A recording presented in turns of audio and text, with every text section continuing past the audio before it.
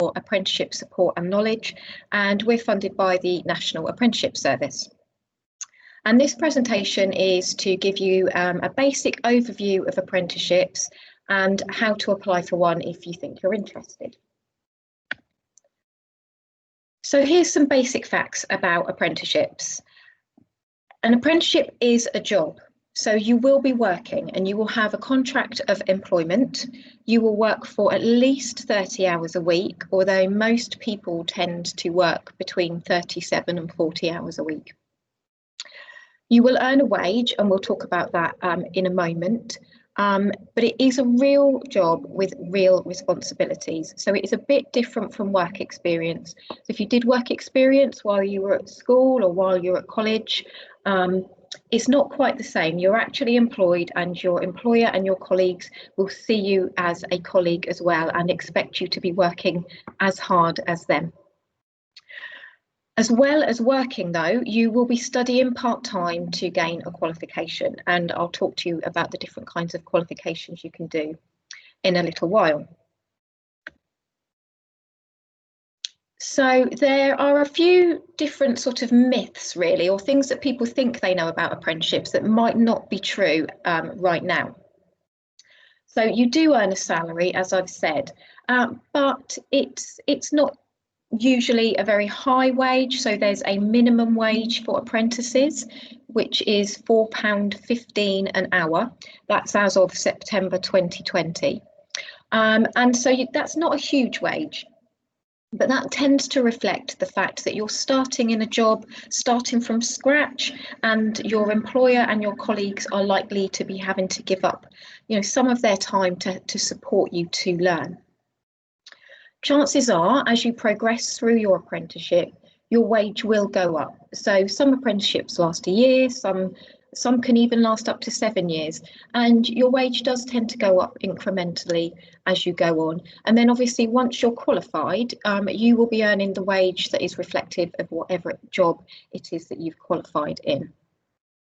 It used to be quite common that when somebody had completed their apprenticeship, their employer would let them go. But that doesn't happen very often now. What we know is that 90% of apprentices stay on with their employer once they're qualified. And usually from that 10% who don't, it's usually because either they've decided that the apprenticeship isn't for them, or they move on to bigger and better things.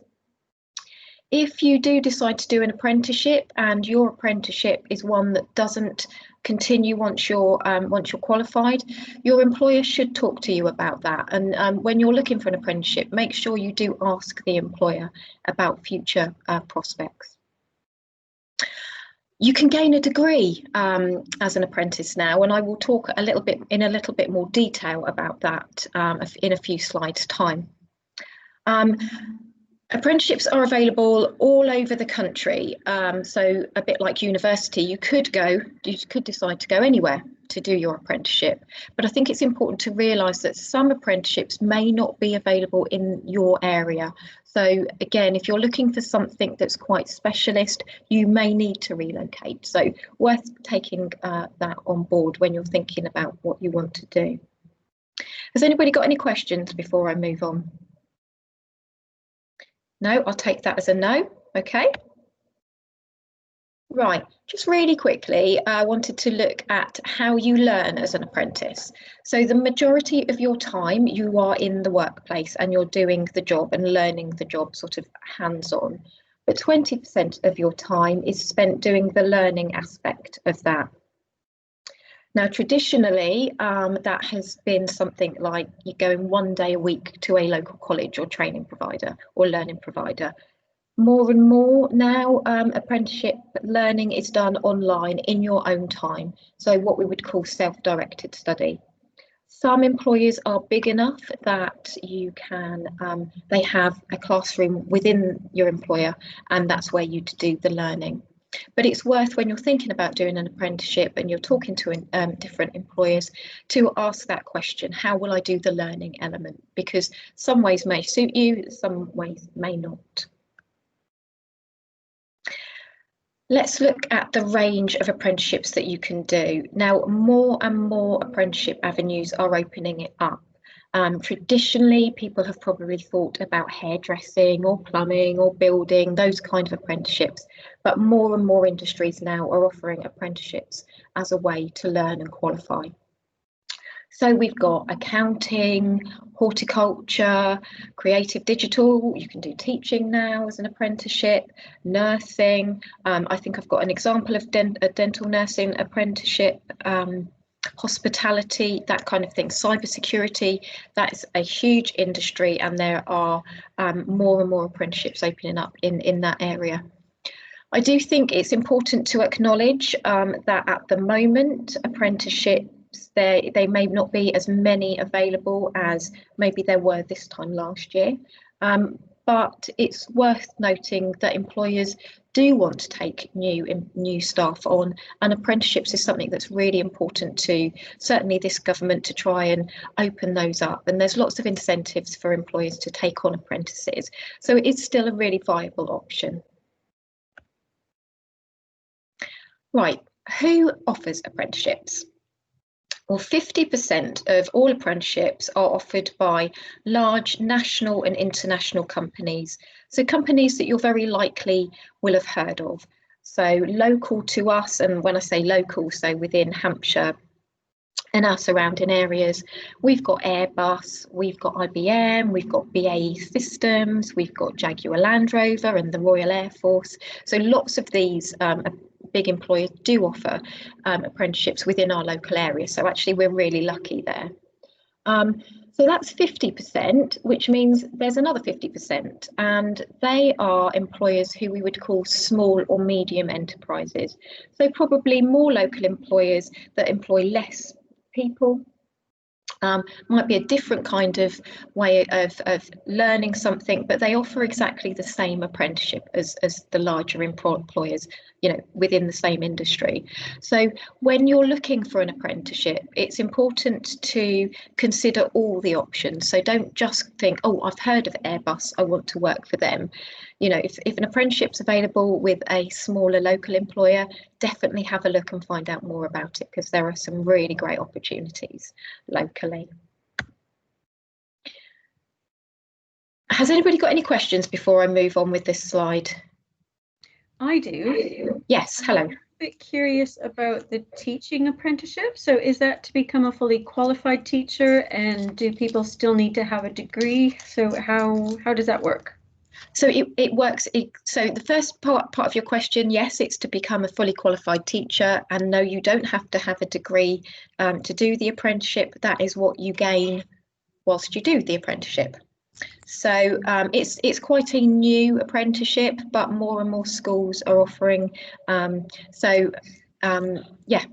No, absolutely. They'll be, they'll be taking people with specific A levels, and you couldn't do it straight from secondary school. You would need to have done post-16 education as well. But no, it's a viable alternative to going to university to do a teaching degree. Thank you. Okay. Any other questions? With the teaching, coming off that question, is that Yes. At a particular age that they're most popular? Is that like a primary ed, or is that kind of secondary school, or which level teaching are the apprenticeships in, or is it a range? It's a range, yes. To be honest with you, I can't answer that question as around what's most popular. I don't know that answer, but no, it's a range of teaching. And you'll be able to find that on the UCAS website and other websites as well, which I'll tell you about in a little while. Brilliant. Okay, so I'll move on, and I'll stop for any other questions in a moment. So yeah, thinking about employers and who offers apprenticeships, this slide really is to encourage you to think beyond, so out of the box really. So a lot of employers, especially those larger employers that I talked about previously, will offer more than one type of apprenticeship. So you might think, oh, Rolls-Royce, that would be an apprenticeship doing mechanics. Well, no, they're a large national and international company, and they will have every single one of these jobs happening within that company, and they are likely to offer an apprenticeship in those. If you want a more local example, then our local councils, so Hampshire County Council, they have something called an apprentice first policy, which means any job vacancy that comes up, if it can be offered via an apprenticeship, they will offer it as an apprenticeship. And so actually every single one of those you see on the screen will be offered as an apprenticeship. So definitely worth thinking, oh, I want to do IT or cybersecurity. You don't necessarily have to work within an IT company. You could be working in a local hospital or another large firm. Okay, so let's look at the levels of apprenticeships now. So they start at level 2, which is the equivalent of GCSEs. Then you have a level 3, which is the equivalent of A levels. You have a level 4, which is the equivalent of a foundation degree. And level 4 and 5 are HNC, HND equivalents. Level 6 is the equivalent of a first degree, and level 7 is the equivalent of a master's degree. So you could do an apprenticeship at any level. Now, the majority of students maybe who are attending college will want to start at a level 4 or above, but actually don't discount apprenticeships that are a level 2 or 3, as long as it's not in the same subject area that you've studied at college, then you can absolutely do an apprenticeship. And some employers may want you to start at that level and work your way up. So it's really worth, and when I show you how to search for an apprenticeship, I want you to remember back to this slide and why I'm saying to search for all levels. Okay, any questions around that? No, excellent, I'll move on. Right, so I'll just focus in on higher and degree apprenticeships for a moment. So higher degree apprenticeships are exactly the same as any other apprenticeship. You are employed and you're doing the learning alongside it. So you're employed full-time and you're studying part-time. So they're not an easy option, but I think probably one of the main benefits of doing a degree apprenticeship is the fact that you don't pay your university fees. So the fees are paid by a combination of your employer and the government. You are also employed, so you will be getting a wage as well. And the majority of higher and degree apprenticeships do pay a higher wage. And I'll show you a couple of examples in a few. So you're not gaining the university debt and you're getting a wage. So I would say that's a huge benefit. I think the other thing to think about is that you will get exactly the same degree as somebody who's gone to university, but you will have somewhere between 4 and 6 years work experience alongside that. And when we're thinking about employability, then I would suggest that employers would look very favourably on somebody who has a degree and all that work experience alongside it. So I really do think it is as a real alternative, and there are a lot of benefits to gaining a degree apprenticeship. It is hard work though, and I think it's really important to remember that. You are entitled to NUS cards, to join clubs and societies of your university that the degree is offered through. So, you know, there's lots of student benefits that go alongside that, but you do have to consider that you are working hard. It takes on average about a year longer to gain a degree apprenticeship than going to university full time.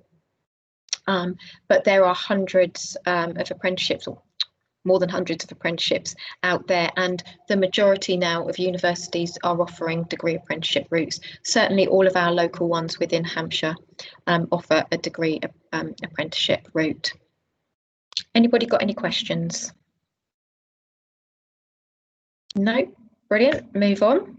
So worth just looking at some of the degree apprenticeships that are coming. They're either coming soon or they might be out now, but certainly within the next year you'll be able to do a degree apprenticeship in all of these things.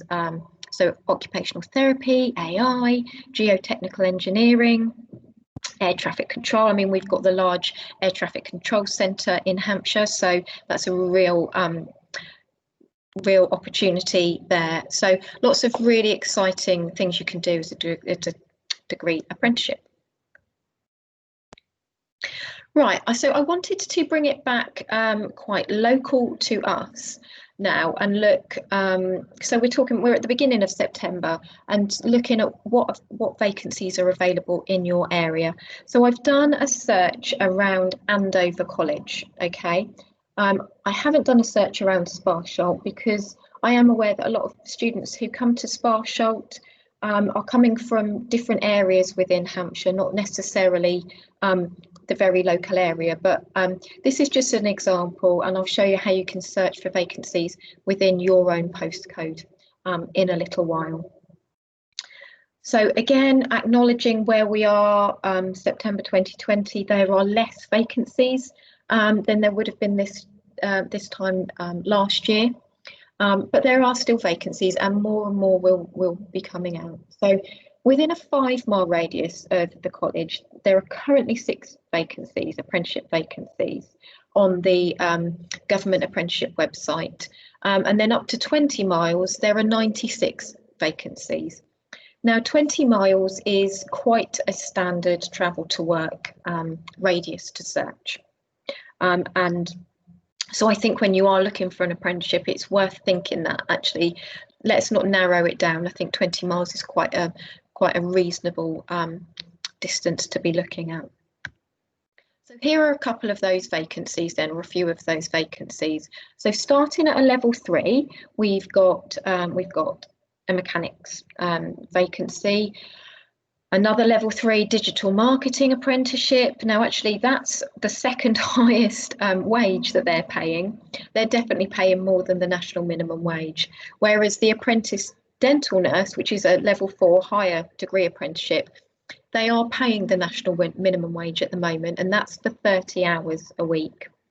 But there's a sales apprentice, there's an engineering apprentice, and we do have a degree apprenticeship, which is paying the most. So that does reflect the fact that you're doing a degree apprenticeship, and that's paying £16,000 in the first year. And having a read through the details, that will go up as you progress through your apprenticeship. So just a snapshot of the kind of things that are available locally. Has anybody got any questions about that? No? Okay, I will move on. So all of those apprenticeships that I talked about, they were, I found them on the Find an Apprenticeship website, and there's a little picture of that there, and I'm going to talk you through a couple of slides of how to register on that website. The majority of employers do put their vacancies on that website, but there are other places to look, and this is I'm talking now specifically about higher and degree apprenticeships. So you can absolutely look on the UCAS website, and there's a website called Vacancy Snapshot, which, as well as finding apprenticeships, you will also find out loads of information about what it's like to be an apprentice, what employers are looking for in an apprentice, that kind of thing. A lot of really large, prestigious employers have provided information on this website. It's really great. So you can see there's House of Commons, Google, HSBC, and you can click in and find out more about the employer. There are little videos of apprentices talking, videos of apprentice recruiters saying this is the kind of thing we're looking for. So it's a really great website. I would really encourage anybody who's thinking about doing an apprenticeship to look at the Vacancy Snapshot website. Right, so next few slides really just really talking you through how to use the Find an Apprenticeship website. First thing to do is to go to amazingapprenticeships.com/FAA. Once you've done that, you need to click on your region, and we are the South region. Okay, so you click into that, and it will take you through to the Find an Apprenticeship website. It will ask you to create an account. You can see that's highlighted there. You'll need your name and your date of birth. You will need to put in your postcode. If you don't know your home postcode, you could use the college postcode, and somebody within college will be able to tell you what that is, but they would probably also be able to tell you your home postcode. So do ask if you're not sure. You will need a mobile, and you will need to create a password. It's a secure website, so yeah, think of a password and try and remember it. Okay. Right. Once you're in, it will ask you what you're looking for. Now you can put a keyword in, so this one says digital. My suggestion is the first time you look on the website is not to put anything there, and just to see what comes up in your local area. Put your postcode in. Like I've said before, go up to 20 miles. You can go further if you want, and certainly if you don't find anything that you're looking for, it's worth looking. It sort of goes up in 5 mile increments, looking to see how far away the kind of apprenticeship you're interested in is. Then it asks you what level. Again, first time you look, I would suggest doing all levels, and then you can narrow it down. Then what it will do is show you how many apprenticeships are available in your local area. You can ask to set up alerts, which means that anytime a new apprenticeship is put on that matches your search, you'll get an alert. So either an email or a text to your phone to say, new apprenticeship is on, you might want to have a look at this. And that's a really useful thing to do. So what you do, once you can see them all, you can click in and it will tell you everything you need to know. And that's how you apply for the apprenticeship. And just last slide here really is to say that you can also plan your journey. So if something does seem like quite far away, it will help you think about actually how you can get there. And I know I keep banging on about this, but certainly at the moment it is definitely worth considering going, you know, looking as far as possible, especially if you're interested in something specific. Okay. Has anybody got any questions about that?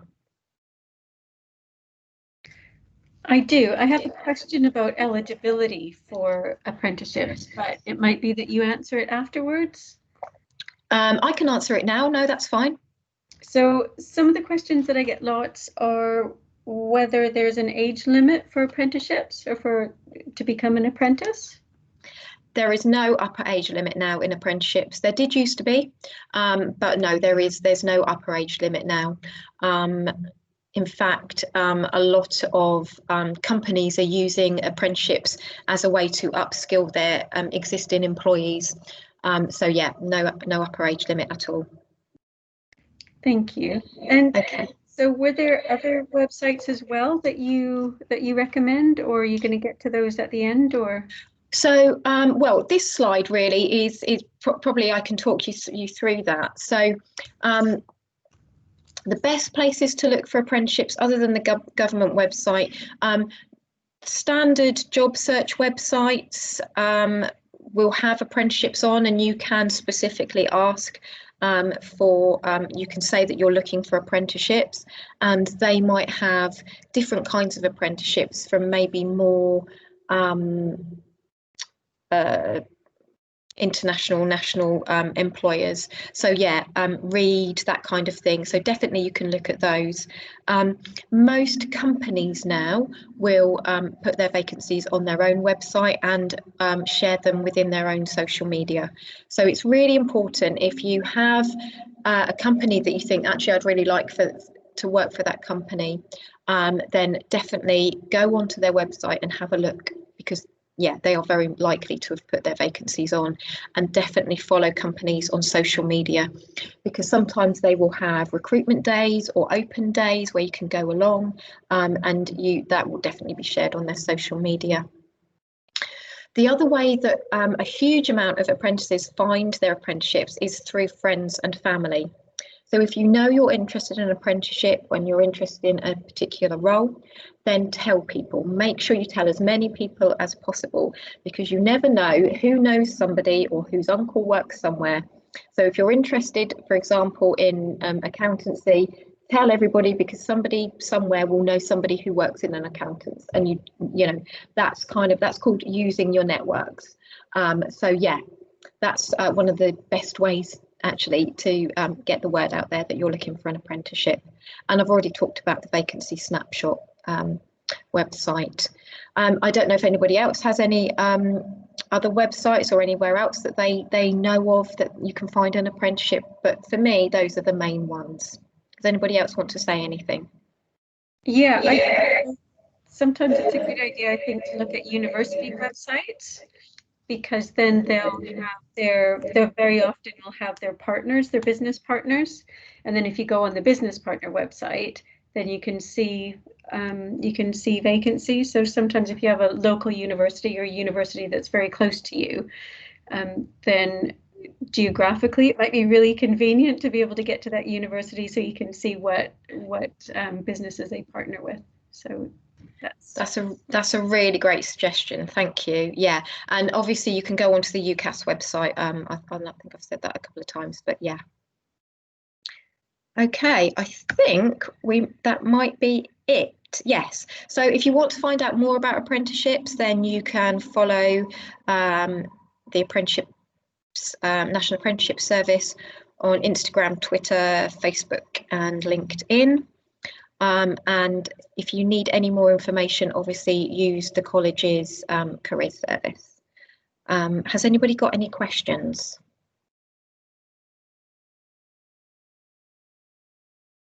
No? Okay. Right, well that, like I say, was a really very brief overview of what apprenticeships are and how you can apply for them. Thank you.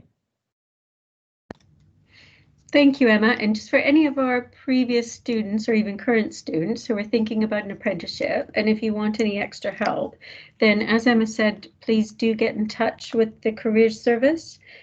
So even if you've left college, we will still support you. We will still help you. You know, we've not abandoned you. So you can come back and we can have a look at, you know, CVs if needed, or you know, possibly interview skills as well. So, you know, feel free to get back in touch.